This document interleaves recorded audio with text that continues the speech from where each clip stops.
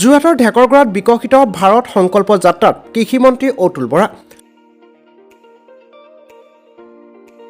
চৰকাৰে হিতাধিকাৰীৰ বাবে আগবঢ়োৱা বিভিন্ন অভিলাষী আঁচনিসমূহ সুচাৰুৰূপে সম্পন্ন কৰাৰ উদ্দেশ্যৰে ৰাজ্যৰ বিভিন্ন প্ৰান্তৰ লগতে যোৰহাট জিলাৰ উপকণ্ঠত উত্তৰ পশ্চিম যোৰহাট 43 নং ঢেকৰগড়া গাঁও পঞ্চায়তৰ উদ্যোগত আজি অনুষ্ঠিত হোৱা বিকশিত ভাৰত সংকল্প যাত্ৰাত অংশগ্ৰহণ কৰে ৰাজ্য চৰকাৰৰ কৃষিমন্ত্ৰী অতুল বৰা।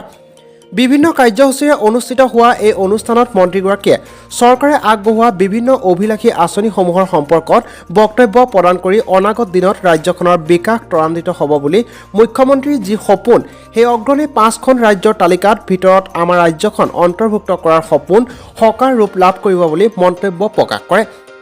উল্লেখ্য যে ঢেকৰগড়াত স্থায়ী ৰংগমঞ্চৰ আয়োজন কৰা সংকল্প যাত্ৰাৰ প্ৰাক্ষণত মন্ত্ৰীগৰাকীক আদৰণি জনোৱা হয়।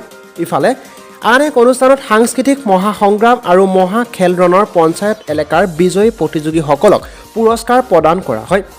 আঞ্চলিক পঞ্চায়তৰ সভাপতি জিতুমণি বৰাই আদৰণি ভাষণ প্ৰদান কৰা অনুষ্ঠানত সমষ্টিৰ বিধায়ক ভৱেন্দ্ৰনাথ ভৰালী, পঞ্চায়তৰ সভাপতি লক্ষ্মী গোস্বামী, অগপৰ যোৰহাট জিলা সমিতিৰ সভাপতি সৌৰভ প্ৰাণ বৰা, সম্পাদক গৌতম দলে, দেৰগাঁও বিধান পৰিষদৰ প্ৰকাশ চন্দ্ৰ বৰা, অধিবক্তা ইন্দ্ৰজিৎ কাকতি, বিজেপিৰ চিত্তৰঞ্জন দাসৰ লগতে স্থানীয় কৰ্মকৰ্তা, জ্যেষ্ঠ ব্যক্তি সহ স্থানীয় বহুকেইজন বিশিষ্ট ব্যক্তি উপস্থিত থাকে।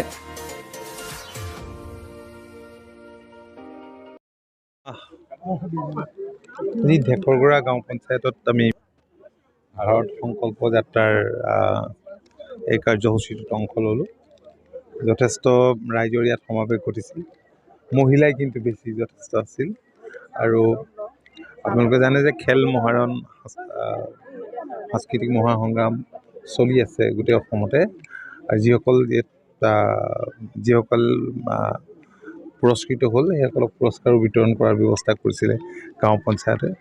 আৰু দেশৰ মাননীয় প্ৰধানমন্ত্ৰী নৰেন্দ্ৰ মোদী ডাঙৰীয়াই দায়িত্ব লোৱাৰ পিছৰে পৰা দেশৰ বিকাশৰ কাৰণে যিবিলাক আঁচনি গ্ৰহণ কৰিছে আৰু আমাৰ ৰাজ্যখনত মাননীয় মুখ্যমন্ত্ৰী ডক্টৰ হিমন্ত বিশ্ব শৰ্মা ডাঙৰীয়াৰ দূৰদৰ্শী বলিষ্ঠ নেতৃত্বত যিবিলাক প্ৰশাসনত সংস্কাৰকে ধৰি যিবিলাক নতুন নতুন আঁচনি গ্ৰহণ কৰিছে এই কথাখিনি ৰাইজক আমি অৱগত কৰিছোঁ।